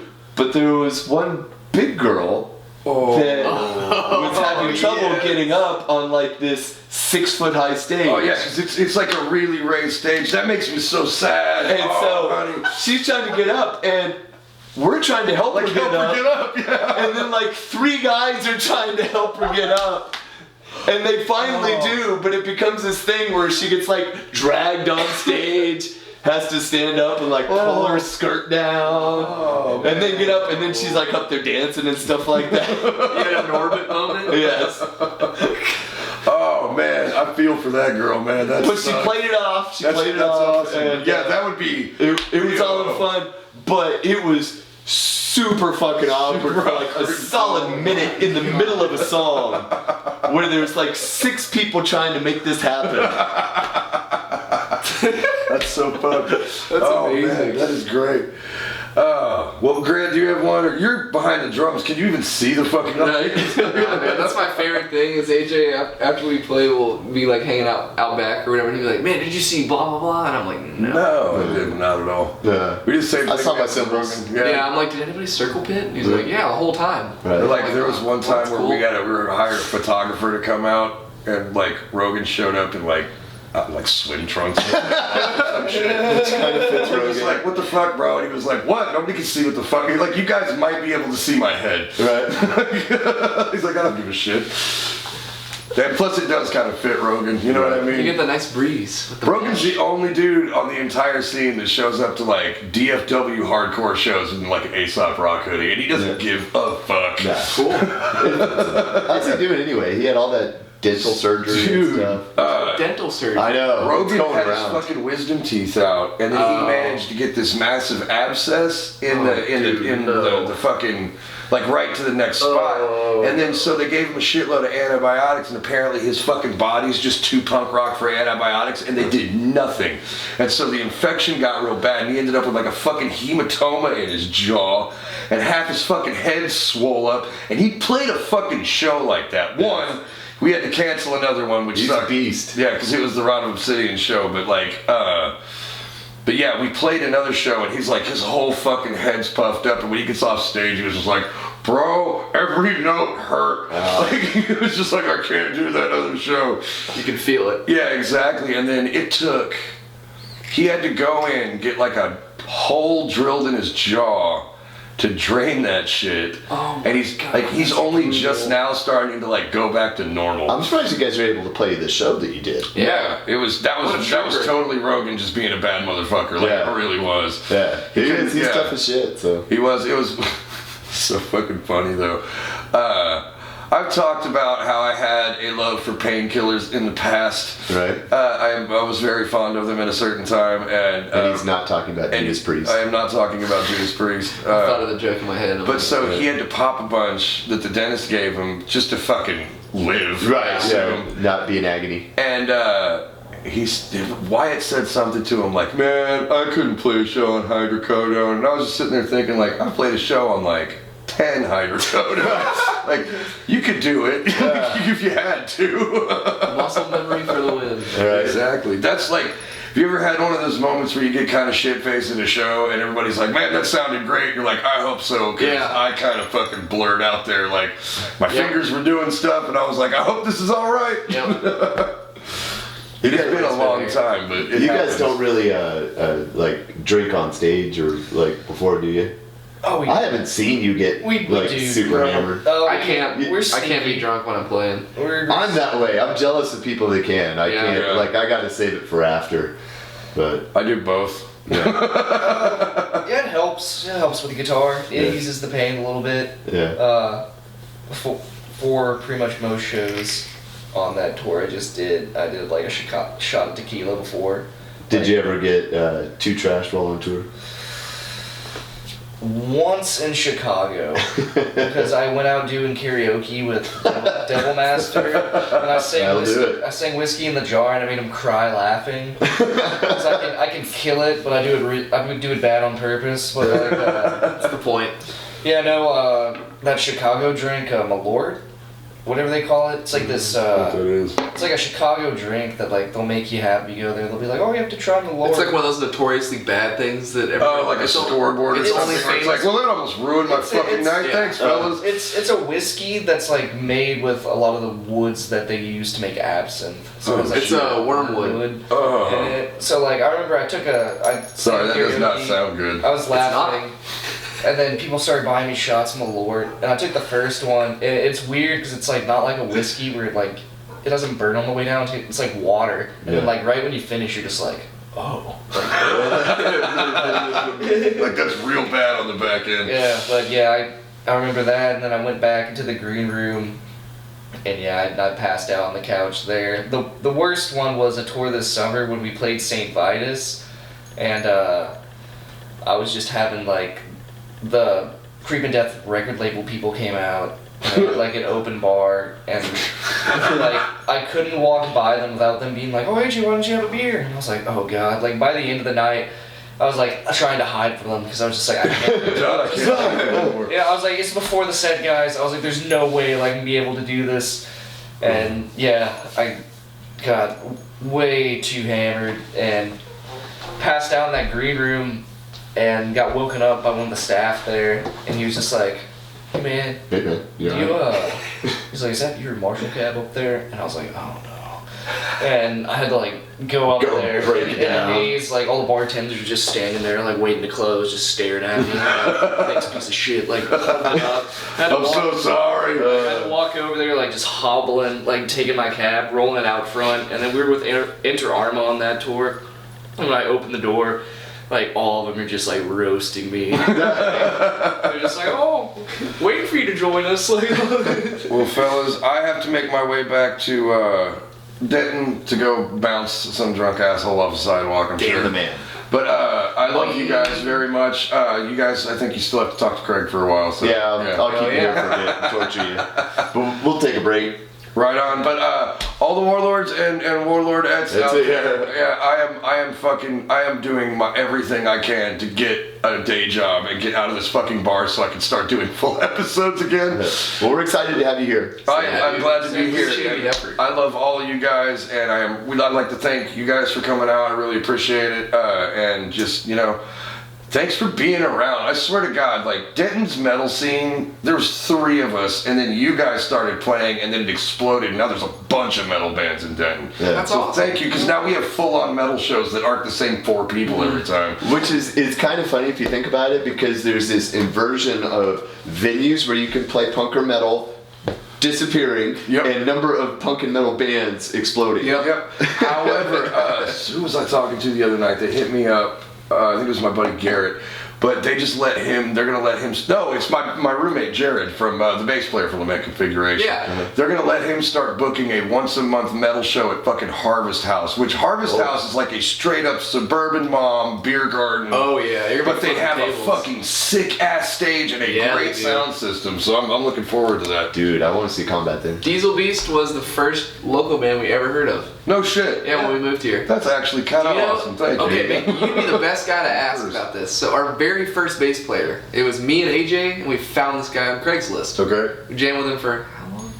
Like A few months. Yeah. Like 6 months maybe. His name's TJ. TJ Davis. Could be. I know a TJ Davis. I don't know if it's the same dude. But Yeah, he it had might be. shaved sides. Yeah. He auditioned for us to Really? play guitar, I think. Yeah, he auditioned for us to play guitar, and then we were like, well, we already have guitar, so bass. Okay, right on. Yeah, he was doing vocals. He was Nice doing the guy. whole Kamaraya thing. Oh shit, that's crazy. Yeah, and we haven't seen that guy in forever, man. I haven't either. He and his significant other. Yeah. I guess they just like fucking took off and they're van folk now. Yeah. Oh, okay. So I mean, more power to That them. makes a lot of sense. Yeah, kind of. That's what I said when he told me. He was like, "We're just kind of drifting." I was Yeah. like, "Yeah, it tracks." But I mean, I figured I'd see him somewhere talking, like bumping into people in the past 2 years, but it's been enough. I think I'm friends with him on social media, and just every now and then I'm like, "Oh, cool van." Okay. Or whatever.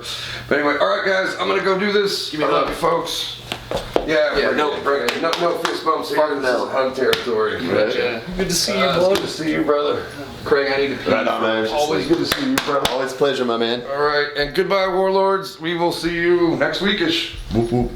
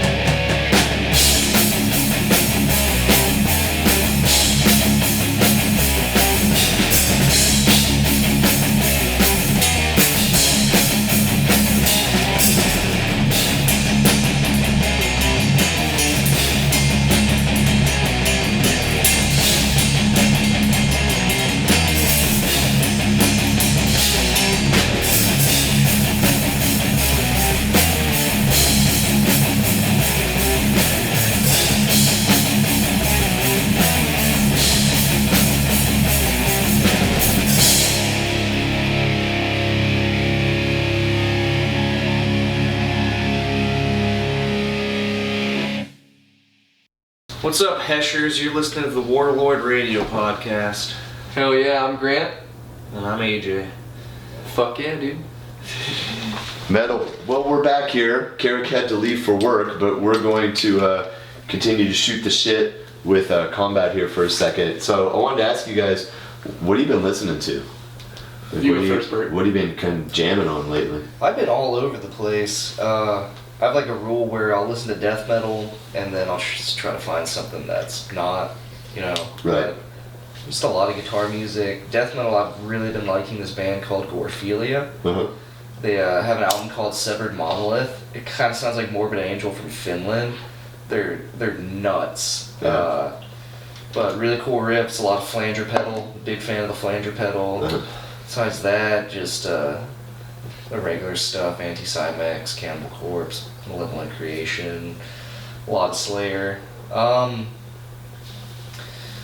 In terms of not metal, I've been really liking the singer-songwriter named Tony Molina. Mm-hmm. He's from kind of like Oakland area, California. Uh-huh. He'll write kind of everything from alternative rock songs to like songs that just sound like the Beatles. Yeah. but it's cool. So Nice. that's been me recently. Yeah, that's a good list. What about you, Grant? A lot of jazz fusion. Yeah? Like who? There's this band that Danny Carey, the drummer from Tool, is Uh-huh. in, and it's called Balto. Okay. And funny enough, the keyboard player went to UNT. He's a drummer. Yeah. UNT's got a sick music program. Yeah, but this so- dude also shreds on keyboard too. Yeah. But yeah, it's this, because the first thing you think of when you hear of jazz music is like grandpa's playing in the background, Mhm. big band type stuff. But this is like guitar shredding a lot of the time, like real non-cheesy keyboard, Yeah, yeah. and lots of drums. Very cool. It's heavy, but it's not power chord heavy. Yeah. It's more of just like you're just bobbing your head along, almost like the same way funk is heavy, Uh-huh. I guess. But yeah, I don't know. I just haven't been listening to too much heavy music recently. No, just anything. That's Yeah. what I like to ask. This is whole just past to year, see- it's just kind of, I don't know. I'm just kind of lacking inspiration from that as a genre right now, Yeah. which happens. It always comes and goes. Of course. Flip-flops. Yeah, yeah. But that just means you're gonna come back to it twice as hard. Right. No, that's cool though. I like it when people draw inspiration Mhm. from other than the normal sources, Yeah, because it keeps the music sounding fresh. yeah, exactly. That's how you get those unexpected outcomes. Is you're just like, I wonder what happened. I've Yeah. been telling him. I swear to God, I want to be the first band to put a shuffle in a death metal song. Right. I just think that would be the fucking coolest thing You ever. should. We gotta make it work somehow. You will. You could easily make it work. Just put it like throw it in the middle of the song somewhere. Yeah, it's just gotta have that perfect riff to where it Just doesn't like a sound left like turn and yeah, so it then doesn't come sound back. like I'm like playing some other song suddenly. Right. But I like to sit and think about sometimes like what hasn't been done. Right.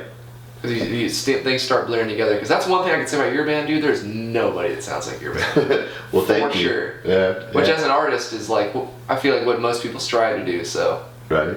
Yeah. It's thank you. I appreciate that. Yeah. That is. and it doesn't matter what drummer you have. yeah. We've They're had all a few. kick-ass. But that was something that we just tried to do early on, and to us it just sounded cool. Yeah. And it just made sense, and it'd be funny because we get we'll end up playing with like a wide variety of bands. Definitely. Like we'll play with death metal bands, black metal bands, thrash bands, punk bands, Yep. like weird alternative bands, like avant-garde bands. Like How many people can say that? like you like know? literally like under the sun, and there'll be some shows where we're like far and away the heaviest band, and Yeah. then we're on some shows we're far and away the lightest band. Yeah. It's like Yeah. like we'll play like some like brutal death metal shows where it's like people are looking at us like Yeah. just arms crossed or whatever. Same thing with us. But we always get like a few that are like, that was cool. You know? yeah, and that's what you gotta look for. Is there's But always yeah, that one guy. it was. We'd always get like a lot of like people that would like parts of it. It's like, oh, I liked it when you guys were did the death metal thing, or I liked Yeah. it when you did the thrash, but I didn't like it when you changed that. And it's like, sorry, that's just. Yeah, that's why it's in there. That's why. Yeah, that's This means just you got to listen to the song That's more. just the way it is. But then, like, over time, we like won more people over. Yeah. Like just kind of like keeping at it. And Exactly. It's like, no, we're doing this. You know. I mean, it's the same rule of where like sometimes you listen to an album one time and you kind of discard it, and then you come back and a year later because you stumble across it and some friend shared it on Facebook or whatever, and you're like, wow, this is actually really cool. Yeah. I love the bands where it takes me a minute to get into it. Yeah. And He's helped me a lot with that. It's counterintuitive because, like, definitely like us as a band, like it's never that we're trying to like not like please the audience or whatever. It's not that. Yeah. It's just like it's just more a matter of, oh well, this makes sense to us, and I just recognize that, you know, for some people that you know, it's like they're not going to get it at first. Yeah. And you can kind of see it, like, because we'll play shows where I'll look out and I'll see people just watching and just kind of like, and you never know if they're watching because they like it or they're watching because they hate it, but I always figured it's like, well, if you hate it that much, you'll leave. Exactly. So it's like, at least they're watching. Yeah. You know, and Something different. You know, sometimes, you know, we get like a really good pit, especially with people that have seen us before. Yeah. But a lot of the times, if we're playing to like a new audience or a new town or something like that, it's really a lot of people like standing back and like, what's happening? Yeah. You know, it's like, because it's not exactly like death metal, it's not exactly thrash or whatever, it's just kind of somewhere in between. And that's the best place Like to all be. that, Like, so. as an artist, I feel like the most damaging thing you can do to your creativity is be like, we're this. Yeah. And this is what we are, this is what we sound like, and here's the beginning and here's the end of what we're going to do. Yeah, well, I think that, like, I definitely think that separates kind of the men from the boys as far as bands go. Because, I mean, everybody's got their influences, and I think everybody should wear their influences proud. For sure. But I don't think your band should end at your influences. Yeah. And I see a whole lot of bands where it's like, I know exactly who your favorite band is because that's who your band sounds like. Yeah. And, you know, and it's like... And they're like, wearing their merch. It's like, why don't you change up a little bit? You know what I mean? It's like, you don't have to sound exactly like insert band here. Exactly. It's like, you can change it up, you know? That's only gratifying to a certain level. That's a good thing, yeah. You know, it is, you know, and I'm not, like, everybody's free to do whatever they want. Yeah. I'm just saying, from my point of view as a fan, Yeah. like, one of the things I like about you guys, and a lot of the bands that I really like around here, like Diesel Beast and stuff like that, and Electric Vengeance, and Chemicost and stuff like that, is, like, you have a sound that's yours. Yeah. That's distinct from the scene that you guys are a part of. So it's like, yeah, you guys play with death metal bands, but you don't have kind of a stock brutal death metal feel. Yeah. And you also play with hardcore bands,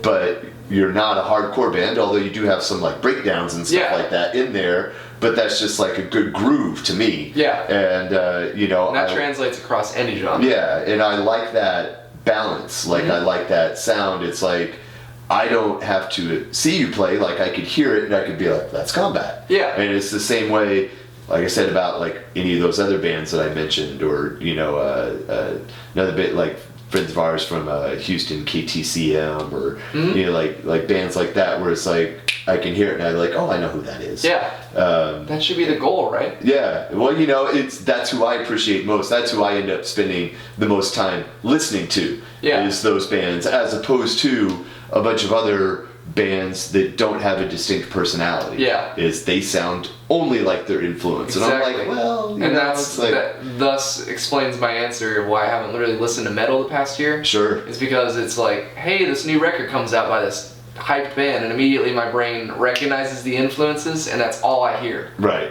the whole time. yeah, It's like somebody, like when you listen to an audiobook and it's somebody else's voice, but you know it's a different author. right.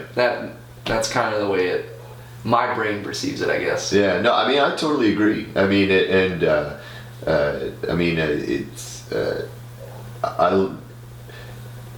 there's it's good and bad, and just like you said, it goes through waves. It's like you see a lot of sameness, and then you'll see people break through and they're doing something like really interesting. Yeah. And you're like, oh shit, that's amazing. Exactly. And then you'll see a lot of people like follow them and create a new little scene and all that kind of stuff. So it keeps pushes the needle, regenerating itself. But I do think it is useful to kind of like step back and be like, okay, well, let's not be entirely just like this scene. Yeah. Whatever subgenre you're a part of. Yeah. Like mix it up a little bit. Like you can be black metal, but you don't have to exactly sound like Mayhem or whoever your influence is, because there's already a fucking Mayhem. Yeah. Or you don't have to be to Cannibal Corpse. There's already a Cannibal Corpse. Yeah. Like let them do that. Exactly. So, but yeah, that's how I feel about that. Yeah. No, I agree 150%. It's like the biggest pet peeve I have, and I know it comes from a good place, is when somebody comes up to your band and they're like, man, I really loved your set. You guys sound just like blah, blah, blah. And I'm like, you're like, that's a backhanded compliment. Like, pretty much. But, and I know it comes from a place of good intentions, but at the same time, it's like, did I do something wrong? Right. No. Are there certain bands that you guys get compared to a lot? Not that you do, but like like the fans and crowd and stuff like that. It's always bands that I listen to, and I'm like, I don't see it. You're like, I don't hear that. Yeah, we got compared to a hardcore band called Homewrecker. I know who they are. Yeah, that was our very first show. It was at Emma Lyle's backyard. Okay. Back when she was still doing shows there. Yeah, and some dude told us that, and I was like, at first I was just like, oh, cool. And then on the drive home, I was like, wait a minute. Anybody else that you can think of? Yeah, what can you think of? The best one we got was one guy said we sound like a mix between Dark Angel and Bolt Thrower. Okay. Which I strive to. I mean, those are great bands. I strive to have like the epicness of Bolt Thrower. Yeah. Like in writing riffs, just like. Pretty much just everything in Bolt Thrower I want to sound like Bolt Thrower because it's such a sick band. Bolt Thrower's amazing. I like Dark Angel too. I could get that because we definitely have like. It's the high tempo. Yeah, the speed, because we're all about like the build up and then the climax. Yeah. But yeah, I mean, other than that, I'm trying to think. We've gotten some weird ones too. It's like. Now I can't remember them. We've gotten some ones where, like Grant said, we've gone back, like, put on the band when we got home at midnight. Yeah. Like, no. What? What about you guys? Has anybody ever told you? Oh, yeah. We always get... I'm curious. We get told we get sound by bands, and I'm like, what the fuck are you Exactly. talking It's about? always like that. And it's always, like, all over the place. It's like... I'm trying to think. Okay, so... I've heard people say... influences of Slayer, which I get, because sure. Slayer is an influence. I take that as a compliment. Like absolutely. Guar, which I think they were mainly talking about my voice, which I don't necessarily hear that, but Dave Brockey's great, so I'm not going to knock that compliment. Rage Against the Machine, I have no idea where that came from. System of a Down, I have no idea where that came from, other than the only thing I can think of is that I'll change like tone of pitch. Yeah. But I don't. But I don't do the histrionics like Serge from he does. And I love System of Down, but I don't hear a similarity at all. Not really. Sacred Reich, I've heard Sacred Reich, and I'm like, okay. So thrash metal. Yeah, great band. I was trying to think. Somebody compared us to like a fucking like pagan folk metal band, and I was like, all right, sure. They were like, they have a song about Pan. I'm gonna follow it. Yeah. I don't know, but yeah, like honestly, it's like we'll get different like comparisons with every single person that will say something to us. And it's like, okay, just, nod and say thank you. Yeah, I remember pretty much. I remember it was, somebody said we sound like Biohazard. Biohazard, yeah, no, you don't. I like I like Biohazard. Yeah, no, I'm not knocking Biohazard, but you guys don't sound like Biohazard. I don't think so. And I've only seen that one video you showed me. That's sick. They're sick, man. They're like a punk crossover band, though, right? Like a hardcore band. Yeah. Like a hardcore band. Yeah, we get a lot of hardcore stuff, and I'm Yeah. like, dude, I haven't listened to a hardcore record, like, unless somebody else is playing it, ever. But I love that we play hardcore shows. You know, it's Yeah. weird because when I lived in Louisville, that was all that there was. Like I thought DIY was only hardcore, Right. Because I'd never been somewhere like, you know, we're lucky to be near Dallas, where it's like you can find a show for anything, Yep. or in Denton, where it's like. I love being in Denton and I'll get a text from somebody be like, hey man, you want to go to a noise show? I'll be like, hell yeah. Yeah. Like, where else can I go do that? Like 5 minutes from my house, just go see a sick noise show. Take it for granted. Yeah. Or like a Dungeon Synth show. We've played a Dungeon Synth show. We've been the only band on like a harsh noise and Dungeon Synth. That's awesome. And I love doing shows like that Yeah. where it's like you stick out like a sore thumb. Yep. It's just always really interesting. Yeah. It's like you know it's not going to be the show where there's like a crazy pit. Yeah. But is you also know that you're going to play to people that have never seen you. Exactly. And hopefully at least few of them will like really like it and Yeah. just be like, whoa, that's different. Exactly. So, And they're like, maybe I should try to find more stuff like whatever that was. yeah. Like we played a crazy show at Andy's like several years ago, and it was like half metal, half rap, and it was, I don't even remember who the fuck set up the show, but it was a weird setting because it was literally like you had like two camps, like one on one side of the venue and Yeah. one on the other. It's like a school And- dance. Yeah. And you know, it would be like a rap group and then a band and a rap group and a band and on, and then we played last. And you know, we always try to like talk to the bands or just the people at the show over there. Yeah. Hey, what's up, guys? And I guess we were like the first band to like go talk to Yeah. the other side of the room or whatever. And they were all like super cool and very nice. And even some of them stuck around to the end and checked out our set, and you could see like kind of the confusion on their faces, Yeah. like while we were doing our thing. But you know, they stayed until the end, and we hung out with them. If anything, it's entertaining. So that was cool. And I'm not personally a rap fan, but I have no problem with artists doing their thing. Yeah, absolutely not.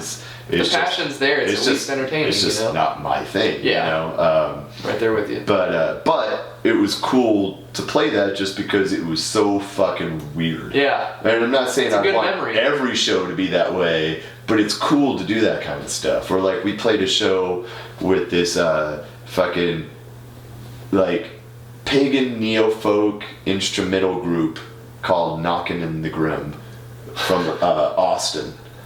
And now they're friends of ours. You know, shout out to Knockin'. And they're great people. And we played with them in this venue outside of Austin. And it was like, I don't know how we got paired together, but we did. And it was fucking sweet. You know, it's like we got to see this crazy fucking band Yeah. that is like no one I've ever seen. And then we played, and it was like, all right, that's cool. You know? Yeah. And I don't think anybody else in the crowd got it, but I thought it was sweet. So. Yeah. That's a cool concept. Yeah. I Yeah. like the mixed bill stuff. Yeah. It's always at least interesting. Yeah. And it's cool to play like even like within the genre, like across scenes. So Yeah. like playing like hardcore shows. That's very cool, you know? Yeah. It's like getting a different crowd. Or like Exactly. playing like a thrash show, or you know, I mean like playing with bands that aren't brutal, like Diesel Beast and stuff like that. Yeah. Where there's more melody and stuff Exactly. like that. It's like that's always cool too. Yeah, absolutely. Or like that I wish there was more of that, honestly. that house party that we played with you guys last year. I forget who else was. It was like a Tejano like punk band they played. And Where was it? it was at the Shit House. It's like the last show at the Shit House. Yeah. Yeah. That was pretty cool. It got closed down by the cops like right after that. Yeah, I remember that. Those are good times. Yeah. Still good times. Yeah. Do you guys have any upcoming shows booked? 21st at Krampus Fest, right? Oh yeah, so. yeah. Rubber gloves. Yeah. Nice. Because Backyard in the Mill, all the shows kind of got dissolved. I know. think local venues just kind of grabbed whatever they were. That sucks. Lost another venue. Yep. Yeah, that 31st we're playing a New Year's Eve show at the Shed. or Peak Street, if people might know it by Peak Street. But yeah, that's gonna be a ton of fun. That's with Who's the lineup? I don't know. that's with Nihilistic Fit again, isn't it? Really? I think so. Yeah. Right on. I think it's Nihilistic Fit and one other band, or maybe two more. Can't remember. I've only seen that flyer one time, but just got announced on that. I'm excited. One in January. Cannot remember what that is, but we will post about that soon. No worries. One in March. Yeah. We're playing with Abigail Williams Oh, nice. Yeah, and Vale of Nath. We're at We're called. Gas Monkey? Maybe I think it's Curtain Club. Curtain Club? Maybe. Wait, no, that closed. Really? Yeah. I have no clue. Trees. I haven't looked at that, but That's cool though. Yeah, That'd be we a good had- show. That'd be Yeah, Williams. that was interesting. That's one of those things where it's like we don't play any of this kind of music, but Yeah. like, sure, why not? yeah, I'm excited. I'm sure more things will piece together as we get into the new year. But Yeah, of course. we're doing, yeah. We need to get back on tour. Yeah, Yeah. we're That's the trying to do hardest thing that is also. transportation. Like Yeah. I envy people like you with a van like no other. Yeah, that dude. Yeah, van's a lifesaver. Exactly. So tell us about like because you guys did a short tour over the summer, right? And you guys went up to the Maryland Death Fest. Yeah. Is that right? And all the way back. And so you guys played a bunch of shows on the way there. Then we're at the Death Fest just as fans, right? Yeah, we went to support Vault Driller. Yeah. We played. And how was that for them? I'm sure it was like That was really fucking cool, man. amazing, right? Yeah. They played. I think they were the first band that day at like 4 p.m. Yeah. But the people that were there, fucking loved it, Nice. which is really cool to see. You know, It's gives you nice. hope when you see one of your friends. I know it's nice and to you're see like- local people doing You're it. like, wow, on a national level, this is cool. So like, Yeah. everybody must be doing pretty cool, you know? And then you guys played shows on the way back. So like, how many shows did you play on that run? Oh, Like yeah. 6 or 10 or? It was 11 days. I think we played 8 shows. Something like that. Yeah. So how'd you manage it? Like, did y'all rent a van? Mm-hmm. We did rented a van. We had a trailer on that one too. Yeah. Oh, yeah, rented a Emma huge took care of trailer. 99%. We just paid our way in essentially, Right on. because she was the one that extended the offer to like, hey, you want to tag along? Mm. We were like, sure, why not? That sounds fun. Nice. Because that's the hardest part. If somebody already hands you transportation, it's like if you're signed to a label and they're like, all right, you got your buses and you got your dates, you're good to go. Right. So it's pretty much that. Yeah, she picked us up at our apartment and it was. Where did we go first? Not Tennessee, was it? I don't think so. I have to look at that It poster. was such a blur, That, man. that, Yeah. that poster's right next to my couch, and I look at it every day. I still can't remember the first day. It was great, like, that whole tour. It got, like, just, I don't know, just insane when you just imagine the people that were on that tour. Right. And, like, Was it all you over. and Vault Dweller playing the whole way Yeah, up and And back? Imperial Slaughter, minus Stefan and Brad. They Dude, were you all in the van? Yeah, Yeah. 11 people in one van. It was a Couch big van. surfing. It's a big van, yeah. Okay. But As much as I wanted those people to come, Right. if they would have, that would have been physically it's impossible. like 13 people in that van. Yeah, that would have been really rough. Dude, I'm super impressed that you guys fit 11 people in a van. Yeah. It was cramped. There were a couple people that were like, we're never doing this again. Right. Fuck this. Yeah, pretty much. But I mean, it was like a clown car. Yeah, It was so much fun. Yeah. It was crazy, yeah. I'm trying to do that again. It's fun going out with Creeping Death. I like doing it, but I miss, Kombat's a band of like literally my best friends. Right, yeah, Not that it's they're different. Not you know, that they're it- not my best friends, but I mean, I live with this dude in Kentucky. Yeah. Like, I've known him since, I've been. Well, of course it's different because, Creeping Death is, you're playing in someone else's band and Kombat is your band. Yeah. You know what I mean? Just like it's your, you know what I mean? Yeah. It's like it's home Yeah. as opposed to like you're doing someone else's thing, even though they're cool and all that, but it's like, it's not the same. Exactly. It's like, so I get that, but Yeah. that'd be cool. Do you think that you would ever get the chance to go out on the road, like bring Kombat with Creeping Death? I'd love to. Maybe sometime in the future. Like, Kombat's down. It's all depending on Creeping Death. I know Yeah. they have a crazy schedule. Right. But I'm happy to see a band from Dallas doing really well. Yeah, that's badass, man. And they're putting in the work, so I'm happy for them. Yeah. Use Power Trip and them. Mm-hmm. And it's cool because they're paving a way. They're marking a place in the scene. Yeah. Which is really a bummer to watch that. You remember that Power Trip interview? Where Yeah. he shat on the local scene? Yeah. Did you ever bring that up on tour? Oh, that would have been one of the first things I would have brought up. You're like, hey, you kind of came off as an enormous douche. Yeah, that was not cool. Because those exact same people are in a bunch of bands. Right. Like the people supporting you and buying your merch are in the bands that you just forgot about. Right. So for the people that don't know, is there's an interview at, I believe it was Bloodstock, where the singer from Power Trip was being interviewed, and they asked him about the Dallas metal scene, and he's like, what scene? Now, what's funny is that I certainly have not played everywhere, certainly not everywhere across the states, but of the places that we have played all across like the South and the Midwest and stuff like that, I do not think that there's another city that has a scene as rich as Denton, Dallas, Fort Worth. As competitive. Just the number of really good bands of different genres and styles, and the number of like killer musicians there's a lot of shit going on right now in DFW. It has been for years now. There's a lot of shit going on that I would bet that even like New York, LA, it's like they might have more bands, but I don't think that quantity doesn't equal quality. Yeah, I don't think that it would compare with like the number of good bands. Yeah. That are just like fucking badass, but haven't quite broken out yet. Exactly. Haven't had the opportunity. So yeah, it was super douchey of that guy to I say definitely that. don't want to put it on the rest of the band to where that guy solely expresses the opinion of everybody else. Yeah. Because I know those. Oh, I just thought it was pretty funny. cool guys. It instantly became a meme. Yeah. And then like fucking hundreds of people in the metal scene were suddenly like, fuck that guy. Yeah. And it was like, ooh, he just set Not himself cool. on fire with that one. Well, So the best it'll thing to do is learn be from mistakes. interesting to see how that plays out the next time they play Dallas. Yeah. Because people were pointing out that there was not a Dallas date on their show. Yeah, and the other two bands I mentioned were hardcore bands. Yeah. So. But I mean, it's neither here nor there. It's like, look, someone can be a tremendous dick, but it's like if their music's still good, it's whatever. Like I love Megadeth. I don't ever want to meet Dave Mustaine. No.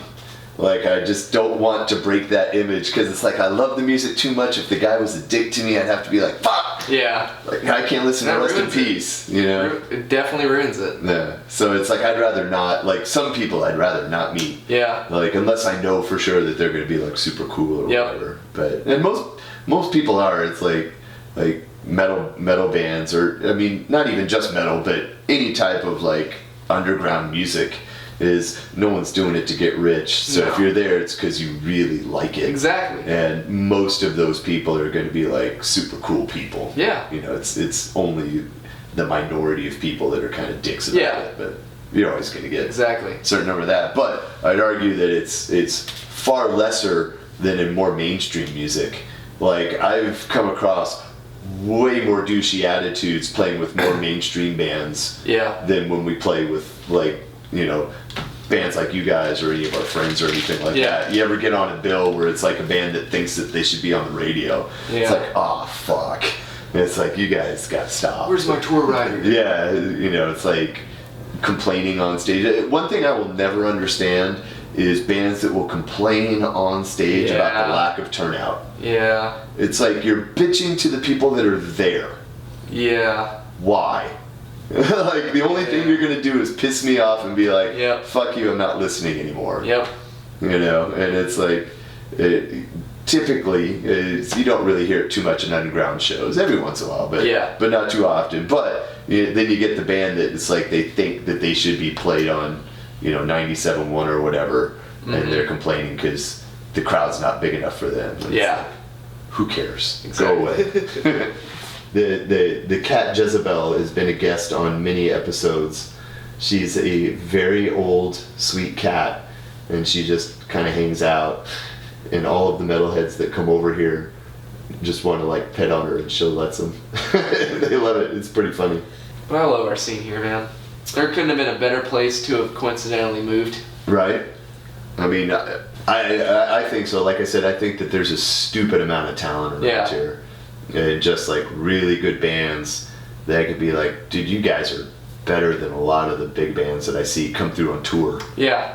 You know, it's like I like a lot of times like big shows will come through. It's like, well, I'd rather go see my friends. Yeah. Because it's like these guys are gonna rip harder anyway. Yep. So Exactly. it's like I'll probably end up going to see you guys play on New Year's Eve. Because that's better than any of the other shows I know that's going on. So It's important to have the fun aspect. Yeah. You're not just there to see the live version of your favorite album, you know? Yeah. It's good to have another dimension to the experience. Yeah. Well, I like, big shows are great. Like Iron Maiden, it's awesome to experience that. Yeah. You know what I mean? And then it's really cool to see like a big like theater like Gas Monkey Live, where it's like a band's gotten to that certain level where they're selling out. They got like 2,000 people there, and they're doing really well, and that's great to see too, right? But I really love just kind of like the raw power of seeing a band in like a club scene, or like a place like J&J's where you're just like right there in front, just watching the band play, and to see a band just like kill it in those circumstances is just so awesome, because you're seeing literally everything that's going on. Like there's no hiding behind anything. You're seeing, and I'm a fan of seeing how people react when things go wrong. Yeah. I'm always curious. Like, what do you do like when a string breaks? Or like you dropped a stick, how do you react? Or that there's a problem and you got to just assemble like on the fly. Yeah. And all these kind of problems are like a mic drops out and then the singer's got to, well, what are you gonna do? So it's like just stop, or it's like I like to watch those things. Yep. So it's like, and if I can see a band do well even under not good circumstances, like I know if like the monitors suck or you're having issues, but if you still play really good, I'm like, that's a good fucking band. Yeah. Like, because anybody can play a good show under ideal circumstances, but it's when things are going shitty but you still pull it out, it's like, yeah, that's cool to see. Yeah. So it's like rooting for the underdog. Yeah. It's like, woo. Yeah, but they're just fun. It's just like, it's just fun to see that kind of stuff. Everybody's been there. Yeah. So it is interesting to kind of just watch. You're just like, let's see how this plays out.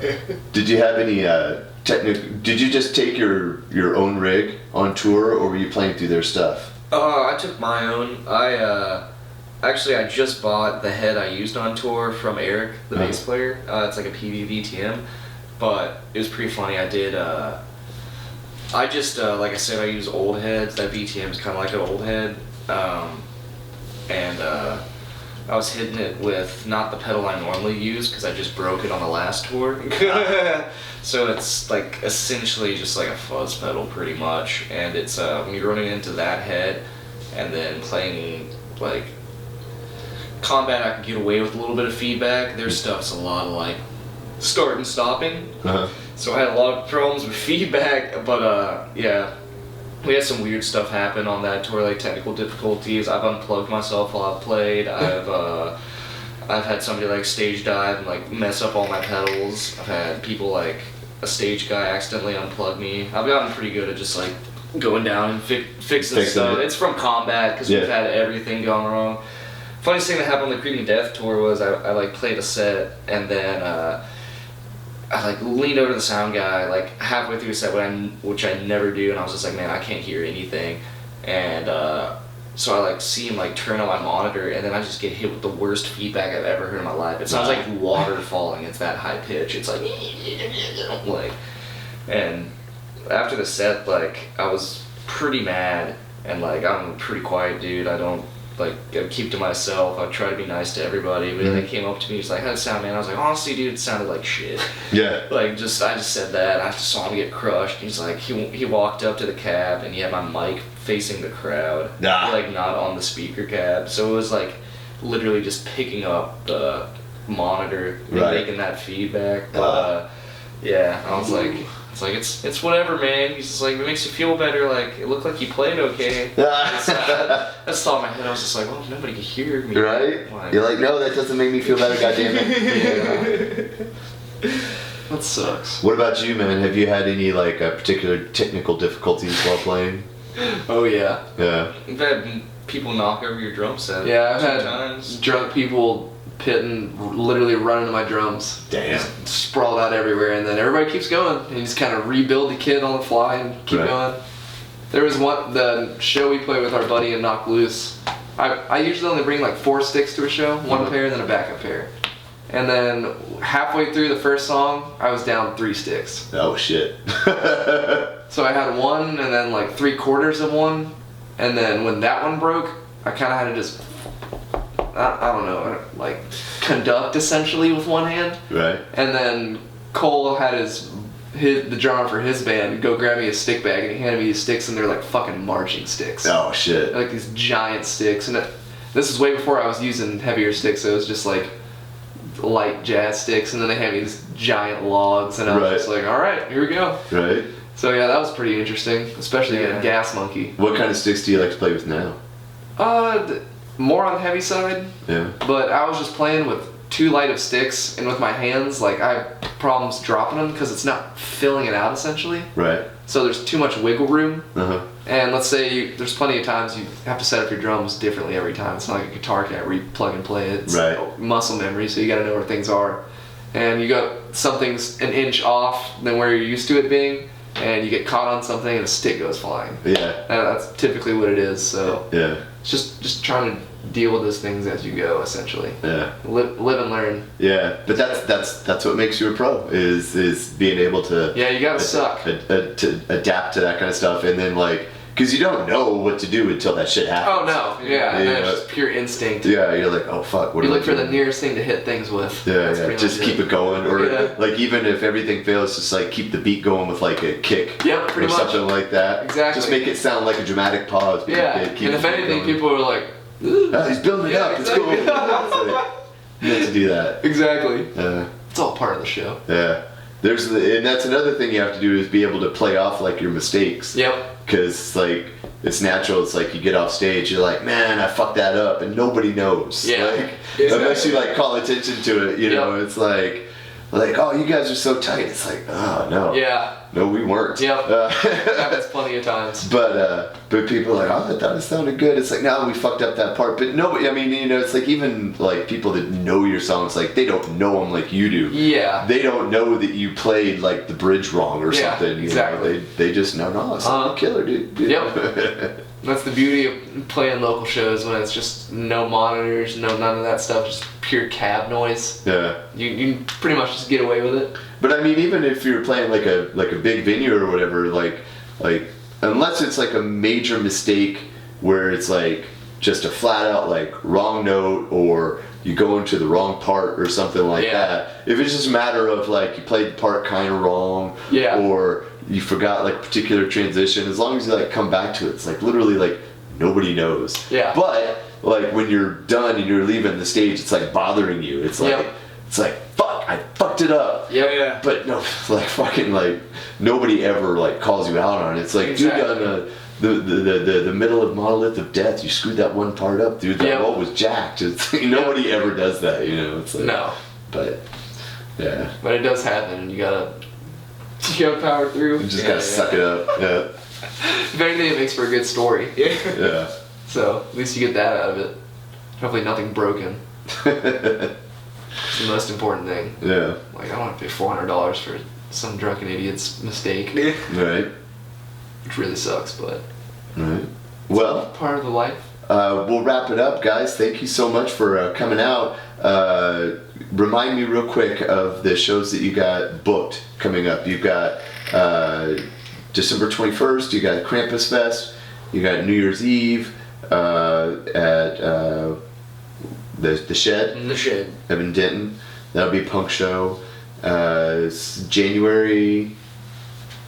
Did you have some in January? We do. I cannot remember the date, to be Okay. honest. Well, And another one in March. And another It'll one. be promoted when the time Note in comes. March, but you'll have a bunch of shit fill in. Yeah, before that's what then. Facebook's for. And then hopefully sometime by the summer is the new EP will be out, and Hopefully long before then. and then hopefully you guys will get back out on tour. Yeah. Hell yeah. That's So- the goal, man. Badass. Well, thank you so much for coming back out on the show. Always a pleasure to see Oh, you yeah. guys, and you're definitely one of our favorite bands. Thanks, It's bros. always great to see you guys, and look forward to playing more shows with you guys soon. Absolutely. Forever. Right on. Thanks.